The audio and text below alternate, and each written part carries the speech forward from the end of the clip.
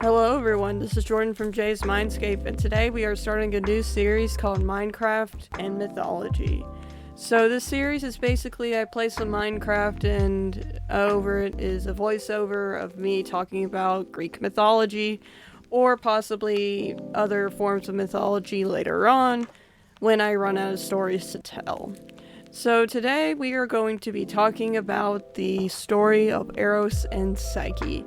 So Eros and Psyche are by far my favorite couple because as sad as it is, they never cheat on each other and they genuinely love each other. So we're going to get to the story of how they met and how they inevitably got married.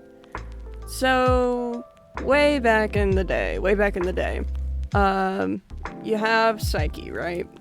And she is known as one of the most beautiful girls in her village. Problem is, people decided to compare her to good old Aphrodite. And if you know anything about Aphrodite, you know you do not compare anyone to her unless you want to say, hey, this person is uglier than Aphrodite. Because no one is prettier than Aphrodite. Aphrodite is the prettiest goddess and is the prettiest being there is. And if you want to disagree with that, you're gonna run into some trouble.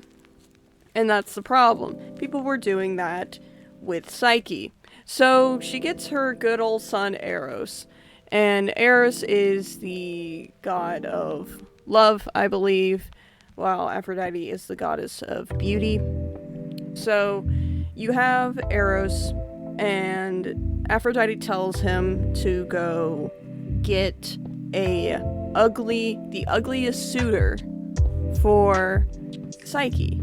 Make her fall in love with the ugliest man or whatever in that village. And he's like, alright, sure.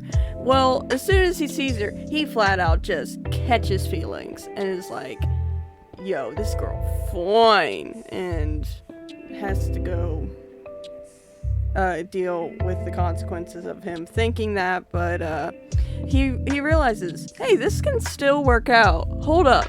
So he puts on a disguise, right?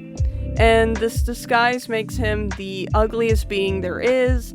He built up this manor and is like, yup, this is what I'm gonna do. So he has on this disguise, and then he tells the village, hey, I'm gonna destroy this village if you don't give me the prettiest, most beautiful woman in the village. And the village is all like, aight, let's fucking go. So they send up Psyche, and Psyche lives in the manor for a bit. And they actually hang out, get to know each other, and they kind of fall for each other. Well, in the case of Eros, just kind of fall more for her, but anyway. So eventually she's just kind of like, Psyche's kind of like, I think I want my friends to come over because I miss them. And Eros is like, one night couldn't hurt. And this is when you start playing the